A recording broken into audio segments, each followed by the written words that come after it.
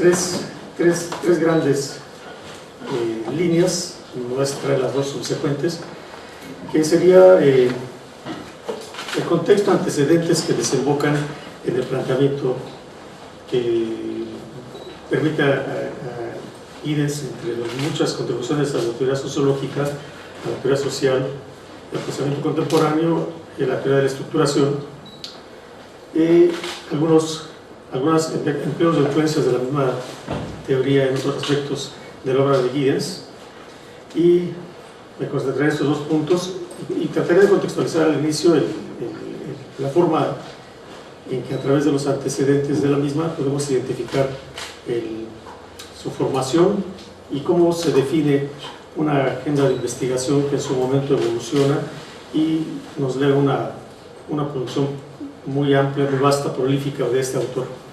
Siempre es complicado abordar a un autor de esta trascendencia, sobre todo un autor como él y otros afines que se caracterizan por una producción prolija, y donde siempre los referentes que atendamos tienen que ver más que nada con la trascendencia, la recepción, la lectura, y una lectura que se va actualizando en el tiempo. En ese sentido, trato de señalar que siempre vamos a construir un autor diferente del que de la misma trayectoria él vivió, y a lo mejor de cómo él se reconocería, pero parte de esa reconstrucción tiene que ver sobre todo en, como decía hace un momento, el impacto de la trascendencia de la obra, que nosotros la vemos siempre retrospectivamente, y segundo, a la luz de inquietudes que emergen en contextos diferentes donde se hace una relectura que sufraga los planteamientos del autor, pero también sufragar los planteamientos del autor se hace en el marco de una actualización creciente de las lecturas sociológicas de cara al autor y de cara a otros autores. Entonces, marco este precedente para enfatizar que, a final de cuentas, en la exposición que vamos a trabajar hay una selección del autor, y aunque esta selección de lo que trabaja respecto al autor pretende estar focalizado en la trayectoria de sus aportes, siempre va a ser una construcción que hacemos de una lectura que se actualiza cotidianamente de cara a nuestras inquietudes. Bien, el primer referente, y lo contextualizo en este punto, para entender la obra de Anthony Giddens hay que contextualizarlo primero en el marco de origen, que tiene que ver en el contacto que tiene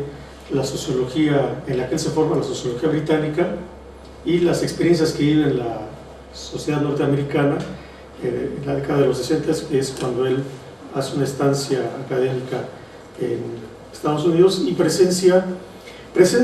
dos planos de cambio, participa y presencia dos planos de cambios importantes que tienen que ver y que van a impactar a la sociología. Uno de ellos tiene que ver con la generalización y la profunda discusión que se hace en torno al funcionalismo, que es la teoría en boga al momento a nivel mundial, y que en el caso particular de Estados Unidos se encuentra sometida a una profunda revisión y discusión, donde inclusive se encuentra una situación de repliegue frente a la emergencia de una diversidad de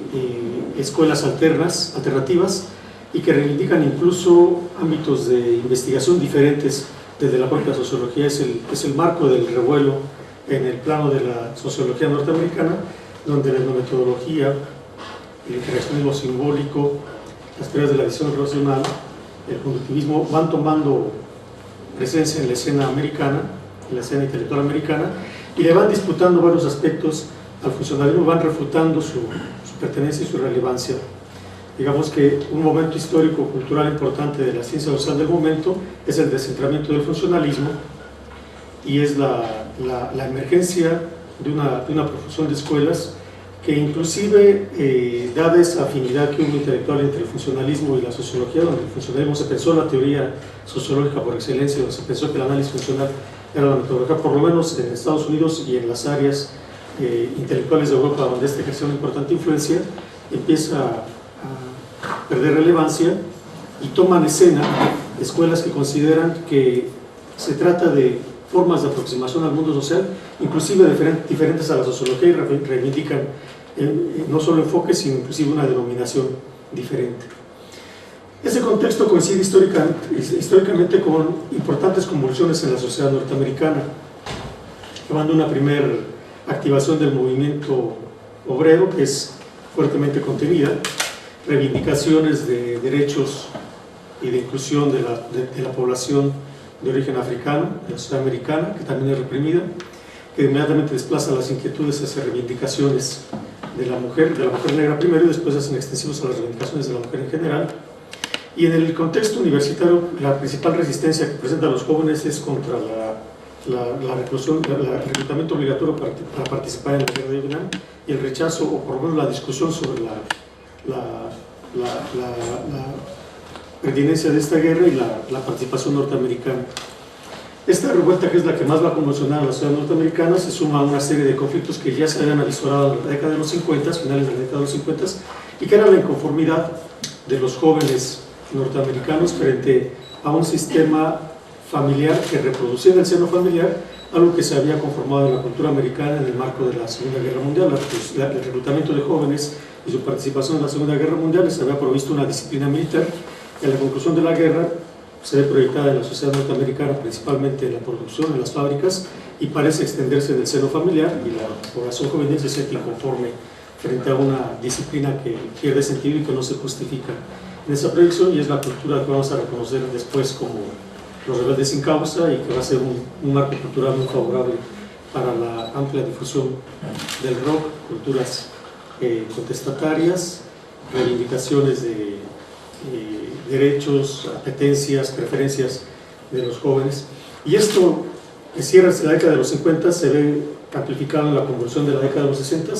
y me extraigo en este detalle porque un primer impacto es la discusión acerca de la pertinencia del funcionalismo, teoría que no había podido prever estas convulsiones de la sociedad, que la forma en que había explicado la sociedad no daban lugar a estas convulsiones que emergían, y que al propio tiempo, desde esa estructuración, no daba cuenta, no proveía recursos para la atención y la solución de esta problemática que convulsionaba a la sociedad norteamericana, y que el segundo lustro de la década de los 60 se ve también proyectado conflictos parecidos en la sociedad europea, en el 68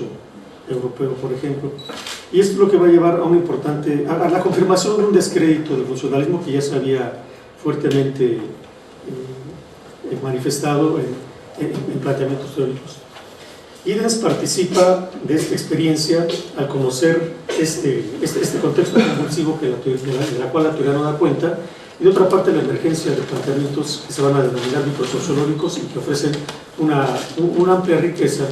de estudios empíricos que buscan flancos afines al funcionalismo y también muchos flancos de manera diferente. Sería un trasfondo importante. Esta experiencia que menciono, esta visión de una sociedad convulsiva frente a la cual la teoría se encuentra desfasada, no tiene recursos para explicarla, de la cual la sociedad cuestiona la pertinencia en términos de que no solo vislumbró esos problemas, sino no tiene propuestas para entenderlos y para resolverlos. Puede ser un trasfondo que comparten jóvenes del periodo, y en el cual Giddens vamos a encontrar una vocación a dedicarse a una profunda revisión de la teoría social.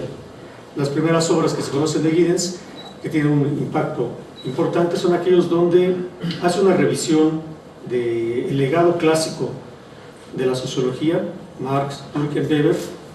Hay una serie de trabajos donde revisa las categorías centrales del marxismo, pero sobre todo una serie de trabajos donde hace una revisión del funcionalismo. Y es en yo podría sintetizar que en esta revisión a profundidad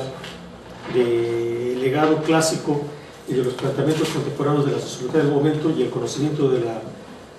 las propuestas de la microsociología, donde vamos a encontrar la confluencia de referentes que van a permitirle a Giddens fundamentar lo que él va a denominar como la teoría de la estructuración.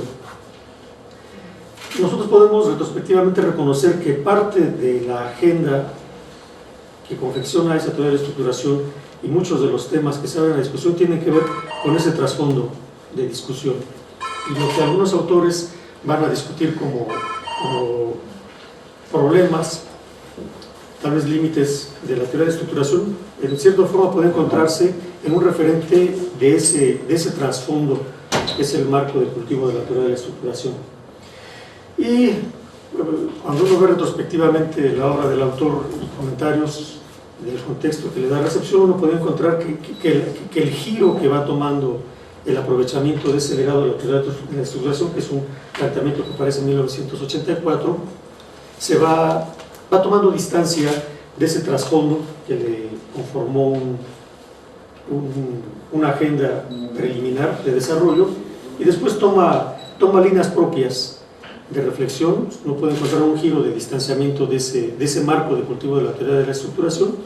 y que algunos autores contemporáneos les ha permitido identificar lo que atribuye una especie de inconsistencias entre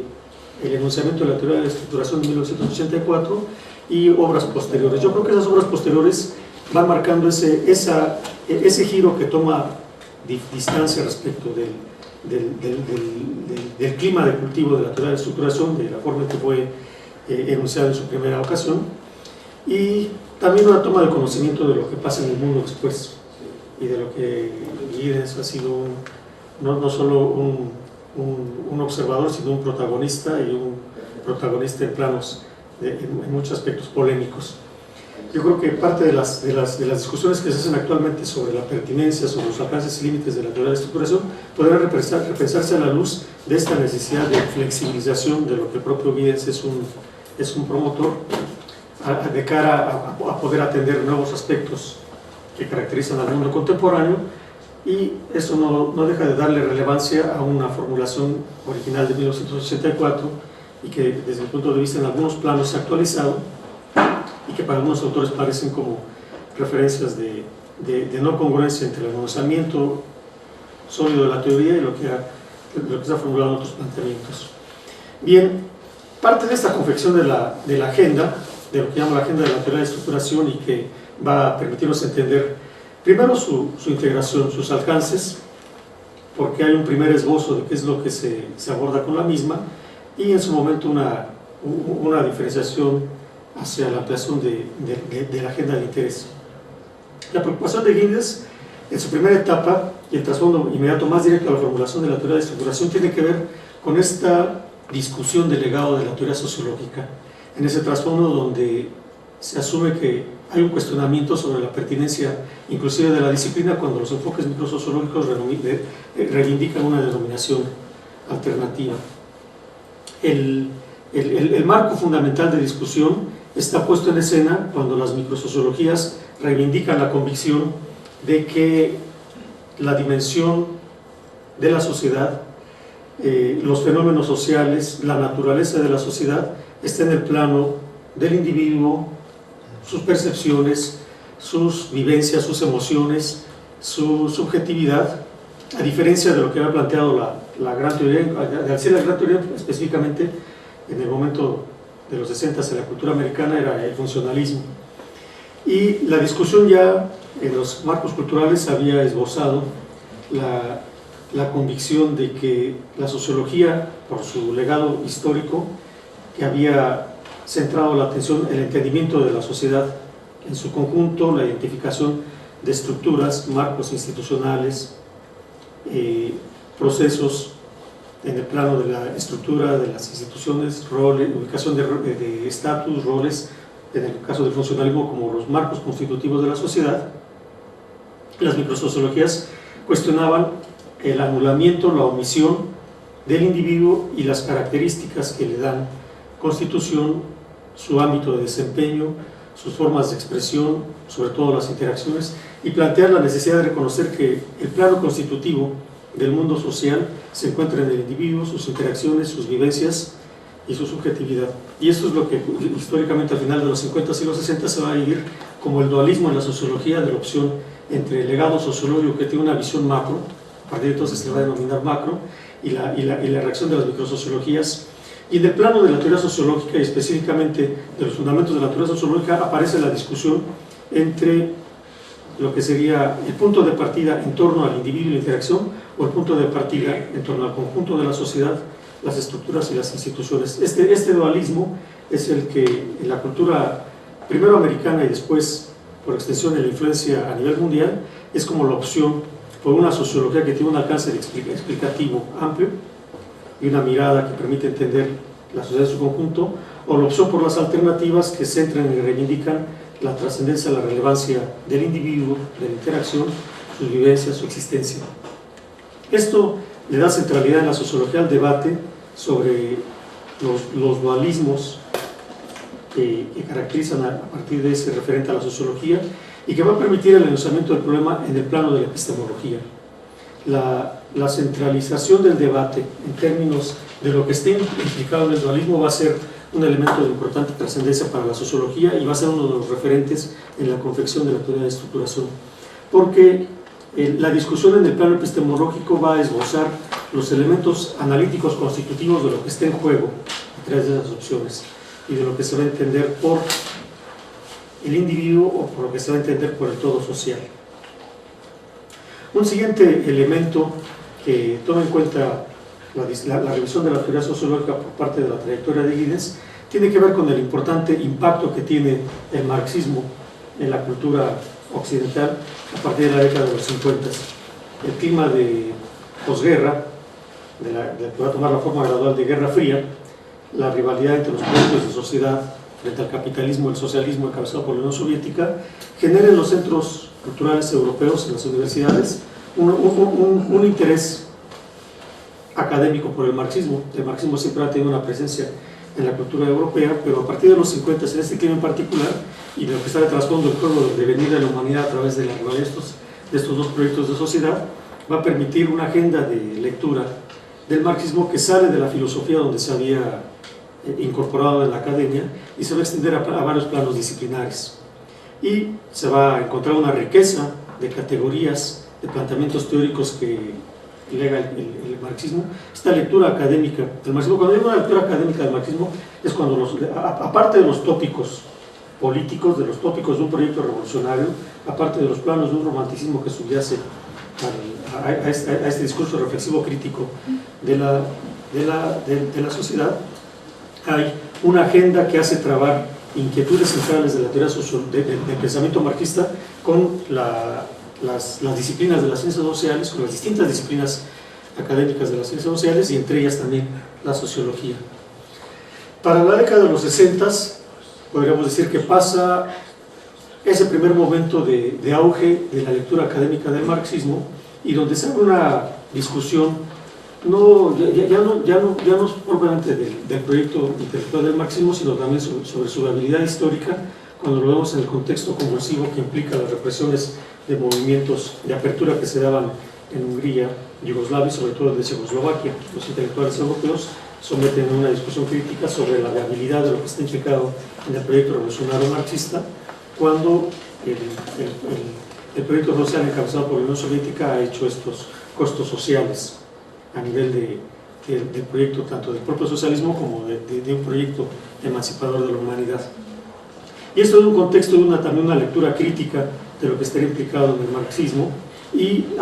toma centralidad también la discusión de tópicos que surgieron a colación de la discusión del funcionalismo, encuentran una resonancia, un equivalente en la discusión de tópicos de la dimensión estructural del marxismo.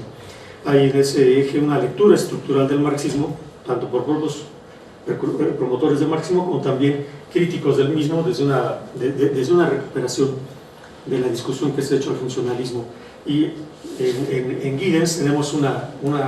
quizá una de las tareas de revisión más profunda de lo que está implicado para la teoría sociológica en los planos de la teorización del marxismo. En particular, a ambos enfoques, al funcionalismo y al marxismo, Giddens va a discutir el énfasis que ponen en el plano de la estructura, en el plano del reconocimiento de la confección de las dimensiones constitutivas de la sociedad fuera del individuo, fuera de las prácticas sociales, la idea de que hay una estructuración propia del mundo social que enmarca, que contiene, que sustenta al individuo y las prácticas sociales. Al mismo tiempo, Giddens va a hacer una importante revisión de las contribuciones de las distintas escuelas microsociológicas, y sobre todo en función de la riqueza de estudios que hacen sobre dimensiones que tienen que ver con las prácticas, la interacción, la constitución de reglas, las formas de interpretación de la realidad. Y este espectro, que es muy vasto en una microsociología que intenta recuperar la cotidianidad, el individuo, la existencia individual, las formas de interacción, va a proveer una serie un vasto material que, en el marco de la discusión de los enfoques macrosociológicos, la posibilidad de conformar tópicos distintivos de los planos de confección del mundo social, más allá de las estructuras y sobre todo en el plano del desempeño de los individuos y su interacción, le van a permitir a Giddens encontrar un vasto material que va a permitir sustentar planteamientos que van a derivar en la teoría de la estructuración. Por ejemplo, elementos relacionados con la forma en que los individuos producen y recrean la vida cotidiana, la forma en que el lenguaje, los aspectos subjetivos median en la recreación de la vida cotidiana, el empleo de recursos de tipificación para orientar las conductas y la forma en que los individuos se desempeñan en prácticas cotidianas, la forma en que asimilan y procesan un saber en el entorno inmediato, en los marcos familiares, a lo largo de su experiencia, en relaciones con amigos, en el desempeño en marcos institucionales. Es un caudal de información que, en el plano de la discusión del dualismo estructuras-individuos, va a proveer una veta de reflexión para entender cómo revisar las categorías clásicas ligadas por la sociología y la formulación de una visión que supere los dualismos. Dos planos median la confluencia de estos dos legados de la sociología en la lectura que hace Giddens. Uno de ellos tiene que ver con la contribución fenomenológica. El marco de la fenomenología le permite reconocer a las ciencias sociales, y es un elemento que enfatiza Giddens, el hecho de que los seres humanos, su cotidianidad y sus prácticas son el plano de recreación de la vida social, y que en el caso de la fenomenología, el saber, las destrezas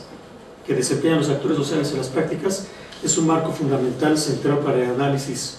del mundo humano, y que en el caso de Giddens lo va a reivindicar como un elemento central para la sociología. La dinámica de las prácticas, su plasmación, su desenvolvimiento en el tiempo, su plasmación en el espacio, la conformación de dinámicas que se despliegan espacio-temporalmente, son referentes que van a abrir un ámbito de reflexión que también va a ser relevante para la teoría de la estructuración. Y un último elemento que se suma en el contexto intelectual, que va a ser otro de los elementos que se suman en la síntesis, que va a ser como el trasfondo para la conformación de la teoría de estructuración, es el impacto que tiene en la discusión de la concepción de la ciencia, ilustrada, de la concepción de la ciencia convencional como una ciencia inductiva, como una ciencia instrumental, como una ciencia empírica, pero que para el momento centra la atención en la pretensión del funcionalismo de proveer una racionalidad universal de la ciencia, y en la forma en que creo que dije el funcionalismo, más bien el positivismo, perdón, la forma en que el positivismo ha pretendido racionalizar la práctica científica y su propuesta de una racionalidad, de un método que subyace a la actividad científica. Las prácticas científicas, las ciencias convencionales, cuando quiero decir las ciencias convencionales, las ciencias que tienen una representación clásica de qué es el proceder científico, no necesariamente sufragaban la concepción positivista. Hay una importante dimensión práctica en el quehacer científico que desborda la visión positivista. Pero lo cierto es que el positivismo fue el proyecto, dentro de una filosofía, dentro de la filosofía de la ciencia, fue el proyecto de asumir una propuesta de racionalizar y de volver eficaz a la ciencia, y fue la propuesta que le dio centralidad a un discurso intelectual que fue tomando forma y que en su momento se denominó filosofía de la ciencia. En el trayecto de la década de los 40 a los 60, el concepto de filosofía de la ciencia estaba constituido por la conformación de la racionalización de la ciencia que se hizo dentro del legado positivista. Y para la década de los 60 entra en debate ese planteamiento. Es una discusión que tiene varios orígenes, dos muy importantes son las revisiones que se hacen en Europa de la historia de la ciencia, esa preocupación del desarrollo científico y tecnológico, pero también esa discusión de cómo emerge la ciencia de la ilustración, qué líneas de continuidad tuvo con la ciencia de la Edad Media, que se había tipificado por la ilustración misma como obscurantismo. Los estudios de historia de la ciencia tratan de encontrar qué es una ciencia en la antigüedad, qué es una ciencia en la Edad Media, y cuál es la diferencia que va a darle esta distinción a la cultura ilustrada de una ciencia que se pretende que arranque con ese racionalismo. Ese es un eje de estudios de historia de la ciencia. El otro es la ciencia y la tecnología en la edad moderna frente a la industrialización, y es una serie de inquietudes que toman centralidad cuando intelectuales soviéticos tratan de reconocer que hay una superioridad en un proyecto de una ciencia soviética, y esto estimula la indagación de la ciencia y la tecnología en el capitalismo, para autores occidentales, para autores soviéticos, ciencia y tecnología en el proyecto soviético. Y este es un trasfondo que va a dar trascendencia al impacto de la obra de Thomas Kuhn sobre la estructura de las revoluciones científicas, que es un trabajo que condensa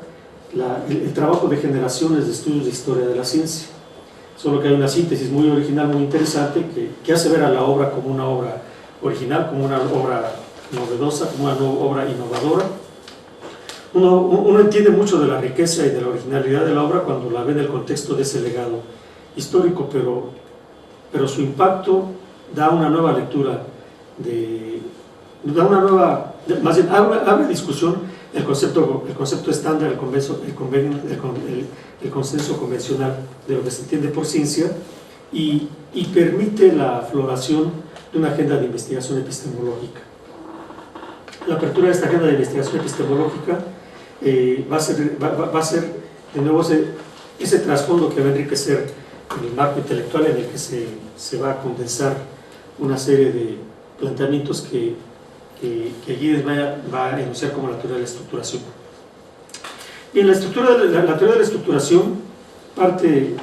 del esfuerzo, en la lógica de Giddens parte de tres dimensiones, se conforma como consecuencia de tres dimensiones: la revisión del legado de la teoría sociológica,